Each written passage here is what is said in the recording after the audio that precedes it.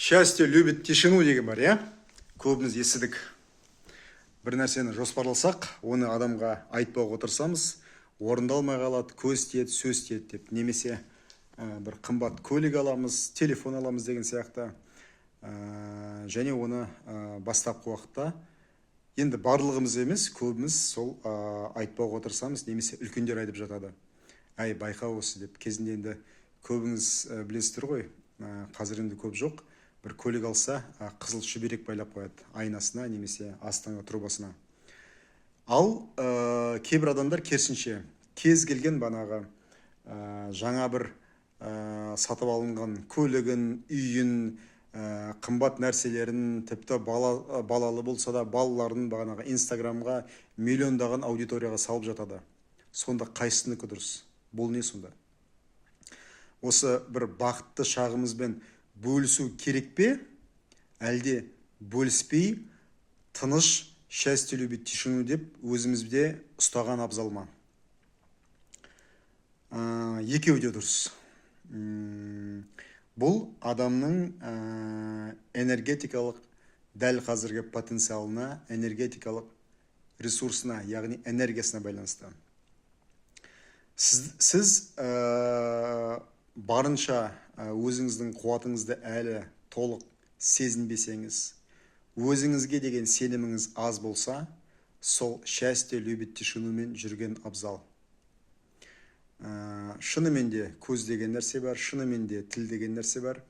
Бірақ енді біз сол нәрселерге қаншалықты сенеміз. Мына енді өзіміздің энергиямыз, қуатымыз барынша кең болса, ешқандай көз деген нәрсе, басқа да бір энергиялар тиіспейді. Біз өзіміздің кеңістігіміздің құдайы боламыз. Бұл біз көріп тұрған кеңістікке, біздің өмірімізге, біздің ғана әміріміз, біз әрбіреуіміз өзіміздің рұқсат еткен ғана жағдайлар, энергиялар бізге әсерін тигізе алады. Сосын мына енді блогерлар бар, иә, миллиондаған, мысалы, кішкентай сәбиін туа салысымен сол ең бірінші күнінде сол инстаграмға немесе видеоларға салып жатады, түсіріп жатады. Ал кейбіреулеріміз ойбой 40-ына дейін күту керек дейді, немесе 1 жасқа дейін бағана сәбидің бетіне бір смайлик салып қояды. Сол бағана әрбір адамның өзінің сеніміне байланысты, энергиясына байланысты. Яғни өзіңізді әлі сенімсіз санасаңыз, әрине барынша қорғанған жөн. Бірақ негізінде шындығына келетін болсақ, мына счастье любит тишину деген нәрсе, ол осы бір бақытты бір шағымыз туралы, қуанышымыз туралы бөлісу немесе бөліспеу деген мәселе бойынша айтылған емес. Счастье любит тишину, яғни бақыт тыныштықты жақсы көреді деген нәрсе біздің миымыздың тыныштығы. Яғни здесь и сейчас, дәл қазіргі сәтте өзімізді сүре білу, өзіміздің өмірімізді сүре білу. Дәл қазіргі сәтті сезіне білу, ұғына білу, әрбір денеміздің мүшесімен. Дәл қазір осылай камераға сөйлеп отырып, мен ана жақта банағы суды ағызуға ұмытып кеттім бе, немесе 5 минуттан кейін абзалға, қайратқа соғу керек деп ойлап жатпай, яғни мен қазір сөйлеп жатырмын ба, мен сөйлеп жатырмын, болды. Осыдан бір ләззат алып, осыған бір энергиямды арнап жатырмын. Содан кейін бір Гербалайф енді. Біз көбіңіз білесіздер, мен Гербалайф өнімдерін жақсы көремін. Содан кейін осы бір батончиктен ләззат алып жеймін. Ол бірақ келесі бір сәттің ләззаты. Сондықтан счастье любит тишину, сіз өзіңіздің ішкі жан дүниеңізді, миыңызды, жүрегіңізді тыныштықта ұстау. Міне осы уақытта сіздің бақытыңыз толығымен сезіледі. Сол бір сәттен барынша толығымен кайф аласыз, ләззат аласыз. Бұл жағдайға медитация жақсы көмектеседі. Егер медитация жасай алмасаңыз, осылай отырып, дәл қазіргі уақытта сіз не естіп тұрсыз? Тоңазытқыштың дауысын естіп тұрмын мен қазір, иә? Даладан дыбыс шықпайды. Өзімнің қолдарым қозғалғандағы бір дыбыс шығады. Не сезіп отырмын? Мына аяғым, артым, былайша айтқанда, мына диванға тиіп отыр, соны сезіп отырмын. Аузымда қандай дәм бар, жаңа не жедім? Қандай иіс сезіп тұрмын үстімнен, бір хош иіс па, басқа иіс па? Осы пәтерден қандай иіс бар? Отырған сәтімдегі температура қалай осы бөлменің? Жылы ма? Мысалы, менің қазір қолдарым жылы сезініп тұрды, аяқтарым кішкене салқын сезіп тұр. Бұны да сезіп отырмын мен қазір. Яғни осы нәрсе.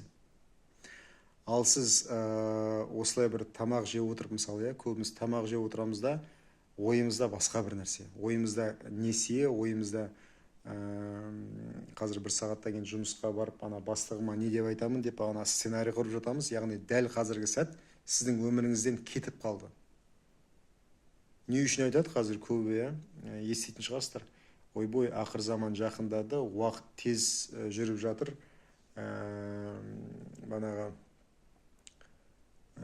Уақыт тез болып кетті дейді.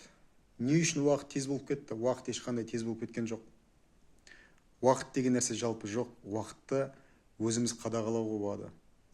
Мен мысалы таңертең тұрысымен кешке дейінгі менің бір өмірім, бір күнім үлкен бір өмірмен тең.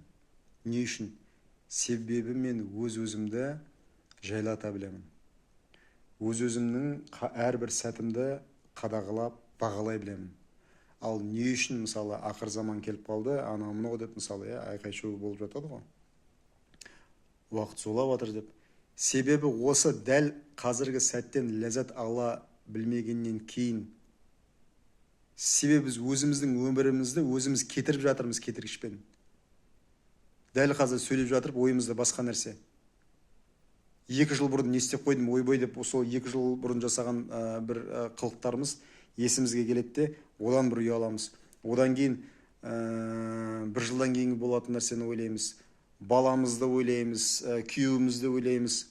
Баламызды, күйеуімізді, мысығымызды біз емес ойлайтын, Құдай бар оны ойлайтын.